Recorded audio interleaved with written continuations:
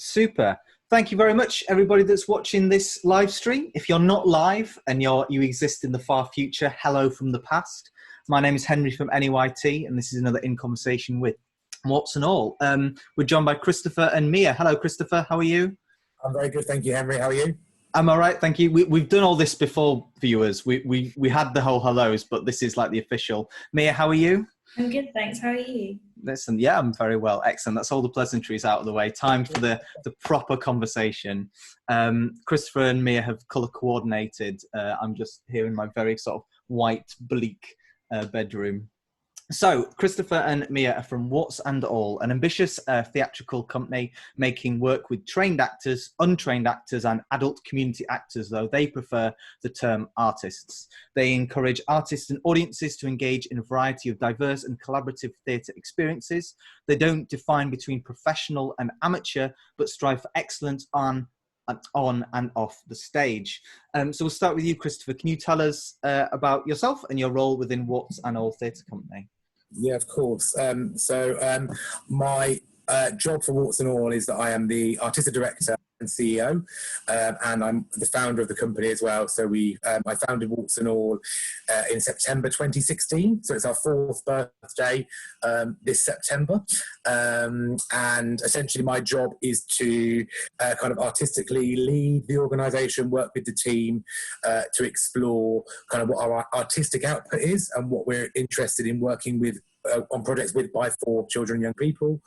And then the other side of my job is the CEO responsibilities. That's everything from kind of development, fundraising, reporting to the board of directors, looking at kind of logistics, funding, see what we can do to make the art happen, basically. Actually do some stuff and make things occur in the world. And Mia, can you tell us a little bit about yourself and your role in Warts and All?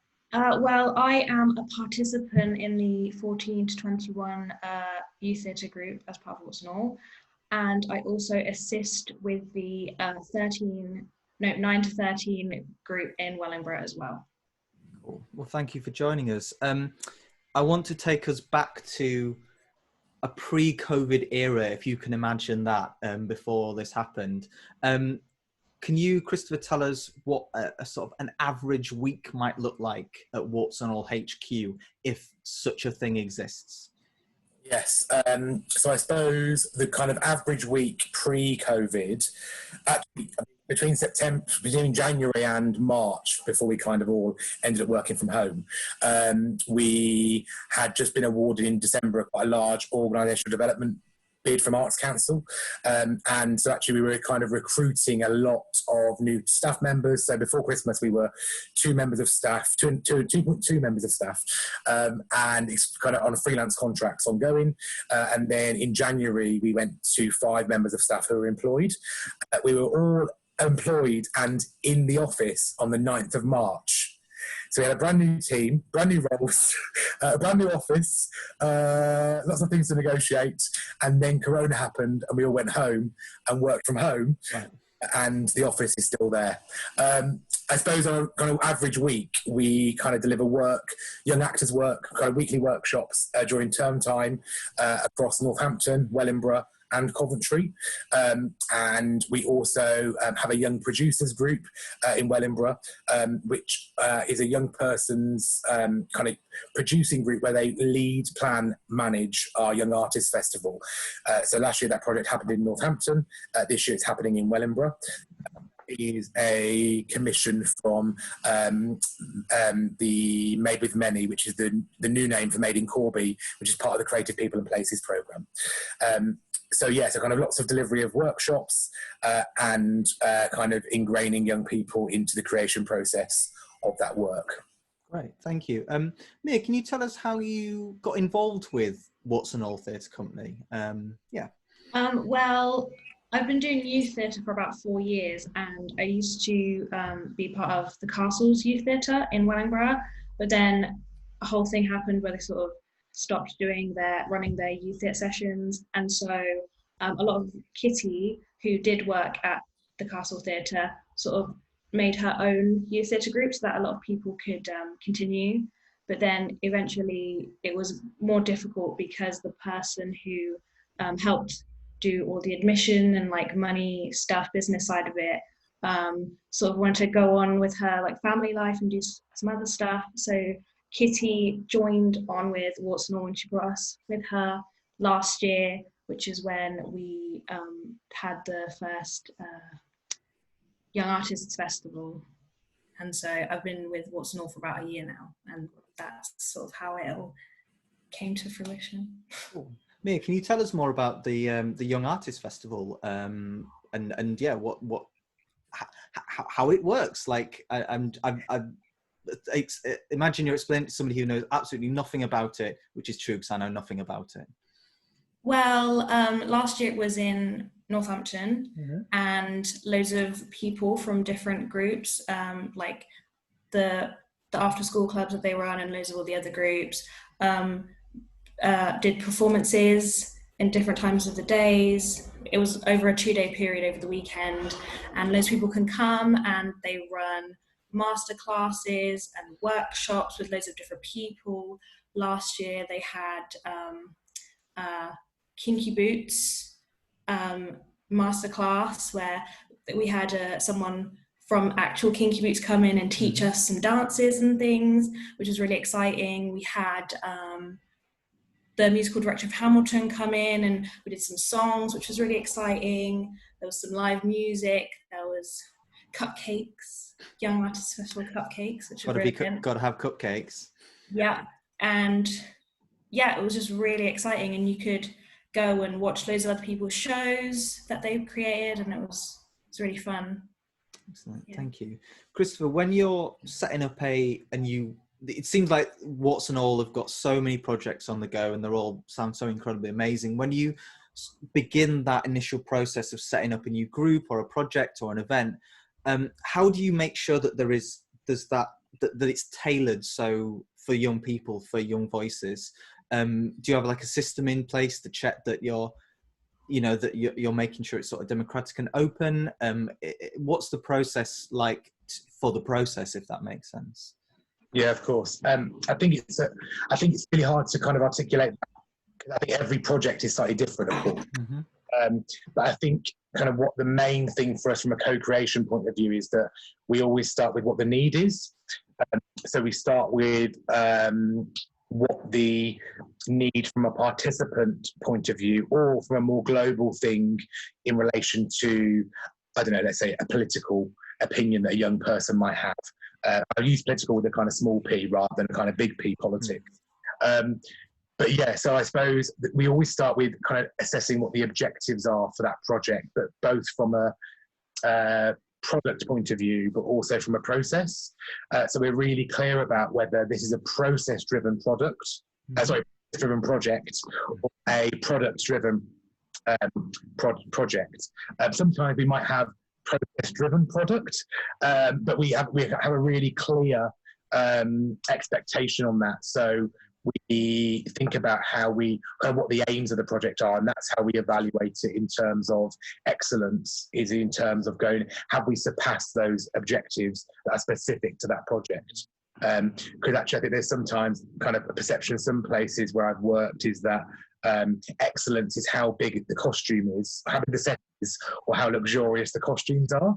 And actually I think we operate on a much more grassroots level in terms of either, is it a social impact that's driving the project? So our young producers this year in Wellingborough, for example, are looking at creating the Young Artists Festival, but this year there's a very different driver, which is that they are co-creating that with the community. So they, as young producers, essentially they get given a budget, but then they have to ensure that they are meeting the wants and needs of the community. So I think all of our work, where possible, starts from, rather than it could be top-down driven, it always comes from a young person, and then that kind of infiltrates how the process works. Does that make sense? Yeah, it makes sense. And you mentioned evaluation, and sometimes that's not the funnest part of projects. It's not the making and the doing, but it is so important. Again, when you look back on these so many projects, is there a model or a method that you use to ensure that there has been excellence, as you say, but your version of excellence? And also, just really interested in this idea of excellence. NAYT says that we encourage excellent youth theatre, and I think we both agree it's not the size of the costumes, but I wonder if you as a company sort of defined that, or is that something that is still evolving as the company grows and the projects change and young people inform your work? Yeah, I think it's. I think so. On a basic level, our evaluation framework is always around kind of human stories as well as the facts and figures. So I mean, we track things like kind of postcodes and age and all those kind of facts. But then we also have a real strong commitment to understanding what the human story is behind those projects. So we regularly look at kind of approaching one or two members of a project to actively share their experience of engaging in that. That can kind of support what our facts and figures are in terms of impact, but also we can go, how can you word a fact or a figure doesn't really demonstrate how it changed a young person's life. Actually, having anecdotal evidence is really important. In terms of excellence, I think we have we kind of base all of our work evaluation-wise around Arts Council's 7 quality principles of excellence. And we also use the Arts Council's excellence matrix to look at how we evaluate that. We have external people, quite a few critical friends, and that's a big thing that we're looking to develop further, actually, as part of our org development project, is around actually how can we develop a critical conversation around work that is made with young people. I think sometimes the temptation is for us to go, oh, didn't they do well for kids? But actually, I think I'm much more interested in how we see young people as artists in themselves. So actually, how can we support their rebellion or support their kind of, voice and how they want to tell stories, which sometimes kind of require you to check yourself a bit, I think, in that sense of like, you have to kind of not be driven by these preconceived ideas of what a good show is. And actually, it's a constant learning and evolving process, really. But I think, we kind of, the core of our evaluation is around particularly well-being, kind of process and what that young person has developed in terms of being a brilliant human, but also how they reflect on the world around them. And then the product is also a part of that as well. Great. Mia, when you're working with the younger groups, when you're working with young people, how do you think that is the best way to instill this idea that this is professional and this is of a good standard and this is excellence? What are ways that we can make our rehearsal rooms and our projects feel like we are creating the best possible work we can, that we are professional makers? Well, I think that it's really important to make them understand by treating them like they are being professional rather than just treating them like children. I know they are, but if we treat them like children, that's the only way that they're going to act. We need to treat them how we would want to be treated. It's like a professional environment, and if we don't treat them like that, then there's chances that they'll not engage as much or put in their best efforts. We have to sort of give them the impression that they can achieve really high, and that way, obviously it helps them to build up their confidence and feel like they really can achieve, like, making really good work. Absolutely. We were chatting before we went on live about, was it the performance of buckets or that you were in? Do you want to tell us about that project? That was a really good project. I think it was one of my favourite projects that I've done since doing youth theatre. I think the script, first of all, was brilliant, and the way that we sort of put it together. The group that I'm in, we're all really close and connected, and so working together is really easy for us. And obviously, if anything ever goes wrong, then we make sure that we're focused and we get through it. And ultimately, we strive to create really amazing pieces of work that we can share with people. And I think Buckets the script was brilliant, and then also we all knew that we had to make this a really amazing performance, because it's one of those plays where it can either go really wrong because we were taking a lot of risks, or it can be really amazing. And I think that we managed that. We had very minimal set. We had a few chairs and some bed sheets that we used, and it was all on stage. And it was just really amazing. It was really amazing, which we performed at the Young Artists Festival last year. Sounds a brilliant show. I'm sorry I wasn't able to see it, but I'm really interested. You said that stuff could go wrong and there was risk. Can you tell us, like, firstly, what sort of risks you were taking? Because theatre should be risky and it should be challenging, and it should challenge and push us. But also, how did you make sure that it didn't go wrong? Like, what were the things that you as a company, that you as a cast ensured to make sure the risks paid off? Well, obviously, because it was one of those plays where everything is on stage at all times. The set was on stage at all times. We were on stage at all times. So it was sort of one of those things where we had to always be focused. We had to make sure that we were always paying attention to everything that was going on. And obviously, things can go wrong. Like at some points, we had to go to the sides and pick up the things that we needed, and sometimes that would take, these were really big bed sheets, so sometimes it might take us a while to get them up and ready to hold, and that can look a bit odd from the audience, like it looks like a kerfuffle back there, but because we went through it so many times to make sure that we got it right and we were prepared, and that sort of thing.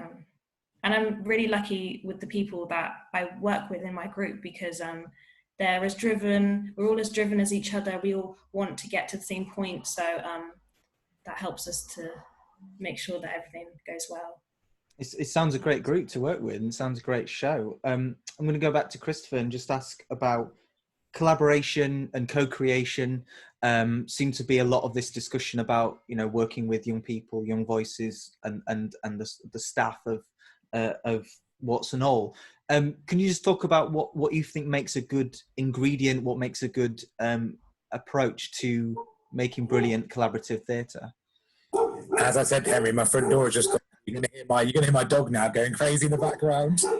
He wants to collaborate as well. He wants to be involved. Welcome him in. I think there's something particularly around co-creation being the young artists being at the same level as the professional artists, so we don't kind of so I suppose, how do I articulate that? Essentially, anything is up for grabs in the room. So if you look at our work with that looked after children that we made, so we worked with a writer, Theo, who we interviewed, Theo Toxic-Stewart, to kind of commission to do a co-created play. And what that project involved was working with a group who looked after children in Wellingborough over a period of time where they kind of were given a stimulus and a title, which is Robin Hood, but a kind of retelling of that. And we kind of knew that Robin was going to be a female in contemporary day, and she was going to be a foster child. But other than that, we didn't really know anything else. So how Kitty Benford, who's the Associate Director of Warts and All, and Theo worked, was exploring some of the strands of that folklore and looking at how, if you place that in modern day, what themes or principles or thoughts resonated with young people in that creation process. I think what's really important to stress is that we are, as part of our process, is that we essentially empower the young people to contribute those ideas, and then as part of the creation process, the professional artist works with the young people to test and explore how their ideas can be framed in terms of the play.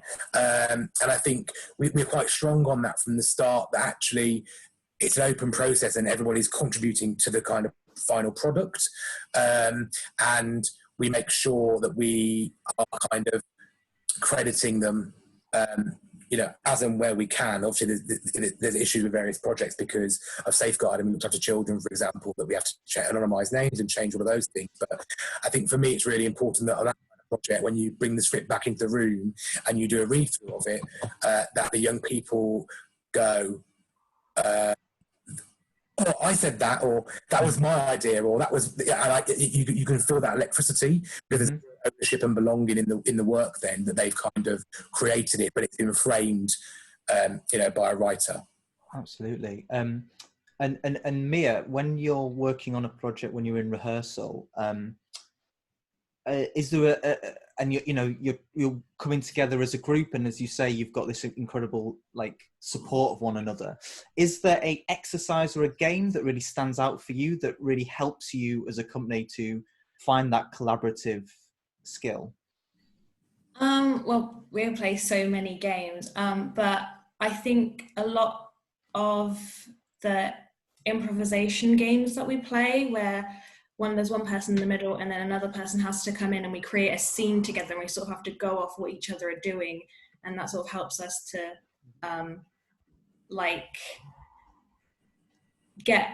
know each other's energy better, and also obviously it's helping us with any improvisation skills that we might need. And I think that those games are really good, especially as well do a lot of trust games. So we played this game where one person has their eyes closed and the other person has to lead them around the room, and we have to keep our eyes closed and trust the person. I think that playing games like that really help us to trust each other with other things as well, like ideas and whatnot. So yeah, I think there's a thing. Sorry to interrupt there, Mia, as well. But I think actually that thing with buckets, particularly, which is what Kitty as the director and yourselves as the kind of company.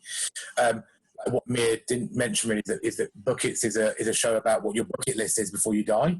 So the themes are huge, kind of massive conversations around, kind of a 14 to 21-year-old kind of negotiating that in this space and having conversations around death and aspiration and all those kind of things. I think outside of the product, this is what I mean by process, actually the process that young people are having those conversations face to face in a safe kind of environment, really allow them to reflect on the world around them, I think. And I think that's on top of the product, that's a prime example of going, it's not your kind of,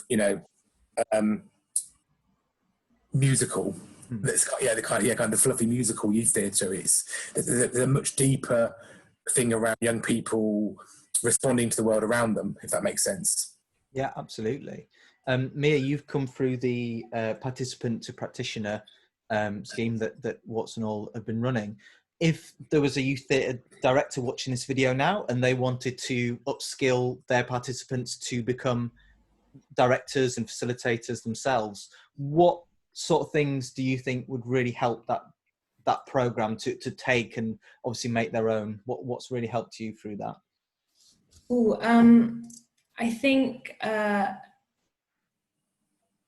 being able to sort of connect with younger people, but sort of not in a way that you're becoming best friends with them, but in a way that you sort of can understand their thoughts and their feelings and make sure that they feel that they're in a safe space and they know that if there's anything ever wrong or they have ideas that they are allowed to share them, and that there's not any wrong answers, and that they should feel like they can talk about things with people, and that as a practitioner you are there to talk to them if they ever need anything, but still keep those boundaries. Mm-hmm. It's part of that growth, isn't it, and support of the young person to feel their confidence to become a practitioner. Christopher, you've recently launched the Proper, which is supporting artists. Can you tell us more about Proper? Yeah, so the Proper Practitioner Training Scheme essentially has been was created about a year ago. Went into writing the course. It's a 3-day course specifically focused on artistic excellence with children and young people. So rather than it being a course that's about facilitation of how to facilitate a room, it's much more about how do we upskill and enable directors who work with children and young people to be able to articulate why they are proper directors. Yeah. And that probably, as a name, comes from comes a bit cheekily of me from that thing of, essentially for 13 years, I was told that I wasn't a proper director because I only worked with young people. So in a really weird world, you've got this kind of like, you know, my first job was assisting at Chichester Festival Theatre in the Festival Theatre, and my friends were working for no money, directing a show in the Fringe in London above a pub with 2 actors and a kitchen sink for the set, versus like Chichester's Christmas show, which is huge, 1,200 seats, full professional creative team, you know, a massive project. And I'd be going to kind of interviews, I suppose, probably until about 28, you know, where I was being told that actually the work, quite explicitly going for interview on one place, and they told me that a job, even a bad play in a pub Fringe theatre, would have more professional credit than a youth theatre show, even if it had like a £40,000 budget. Yeah. I think part of the course, actually, kind of the course is based around the 7 quality principles. So basically enables directors to be able to evaluate their own practice, look at which of those 7 quality principles they are better at, and maybe those they need to develop. And it's a toolkit of how we kind of I suppose evaluate our own practice, and then also through sharing and collaboration in that 3-day course, we start to test and explore both the principles of Warts and All, but also as individual artists, what makes everybody authentic, and you know what is that? You know, what does that show, or that kind of process look like for a director? So we run those courses. We're due to run one at the Cheltenham Everyman. Mm-hmm. But then COVID took over our lives, so that has been postponed until we can kind of reschedule that. And we're also talking to other MPOs as well about delivering them in partnership, because it was funded through Arts Council in the original creation process. So that will be on the agenda to kind of get those kind of programmed in for September onwards.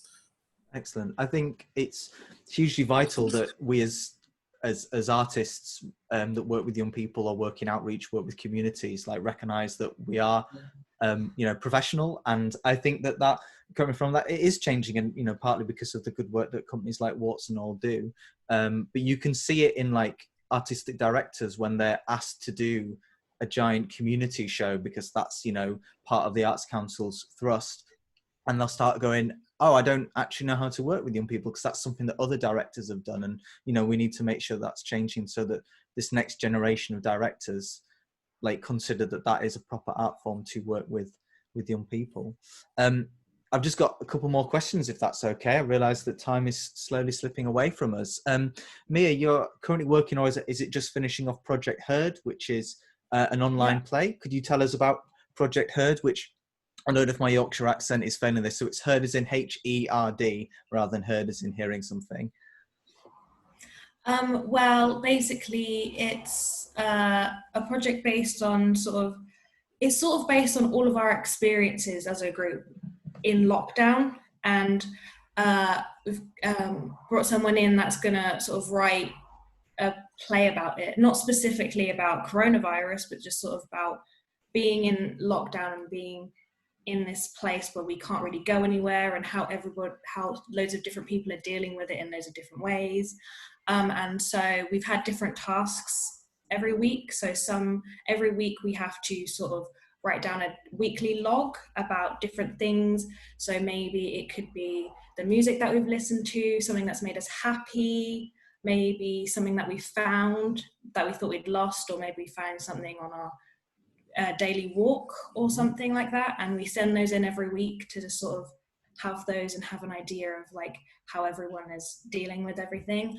And we last week our task was to write down our new rules for when we come out of lockdown. So sort of like, what would we change after all this has happened? How, like, you know, there's so many things that have been happening since we've been in lockdown, so it's sort of like progressing into loads of different things, and eventually we will have a play about, you know, this. It sounds like you seem very keen and passionate on the project, and I think a lot of people I see online like rolling their eyes at digital theatre, online theatre. But have you enjoyed the challenge of making this work online through this medium of the internet and screens? Yeah, I think that in general, not much has changed. We're all in the space together. We still play games that we can. Obviously, a lot of games we can't play because we're not in an actual space together. But yeah, it's been good, and it's not been too different now, because we've still got everyone. We're still sort of doing the same things. It's just we're doing a different project than we were. So great. Yeah. Christopher, as a company, do you think that you've learned a lot about making work online, digital process? Is there anything coming towards the end of Project Herd that you think other youth theatre directors should know about making online work? I suppose we consciously decided at this moment in time that this was going to be a process term for the groups. So the co-commission. The commission of Natalie Mitchell for Project Herd to work with our young actors group, 1421s, I suppose is essentially a 10-week R&D exploring various themes that both the group are really inspired by and Natalie is excited to explore with them. I suppose the idea is that after that 10 weeks, they'll have kind of created a whole pot of material, writing, videos, kind of reference points, which then Natalie will take away and Natalie's been co-delivering those sessions with Kitty, our associate director. So I think for us, I suppose on our link program, our digital program, we moved horrendously quickly. Like, I think in 2 weeks we kind of had an A, B, and C plan, and we literally had decided one day we were going to do this, and then it changed, and it changed again, the Project Herd commission was possible because of we got Emergency Arts Council funding, so that kind of paid for that commission in terms of making sure that the young people had a project to work on. I think from our perspective, I suppose quite honestly, I think we underestimated access to computers, and I think that's where I had to check my privilege a bit. And I had to go, the moment where I realised that we assume that everybody has access to a device, and actually they might only have one device in their household with 3 brothers and sisters and a mum and dad, or who are working from home as well. So actually, the biggest challenge, my biggest advice actually for directors or kind of makers with young people for looking at digital projects would be to think about how they can make it as inclusive as possible and not just run into offering an online program without ensuring that it's accessible for their participants to engage with. But I think we've all learned that this whole period. I don't think I've ever reflected on my own process and the company's process and my ethical values as much as I have over the last 12 weeks. And that's exhausting. It is. It's also really refreshing in a certain way, because you don't really have time for that usually. You're so product driven. Actually, to have an opportunity to reflect on our duty as enablers of young people is a really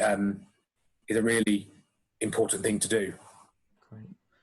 I think that's a really good place to stop there. Thank you so much, me and Christopher, for joining us for this conversation. Sorry, I've run over slightly, but there's been really good topics to discuss. I'm just going to end by saying this is a National Association of Youth Theatres in conversation with. If you want to join NAYT, visit our website.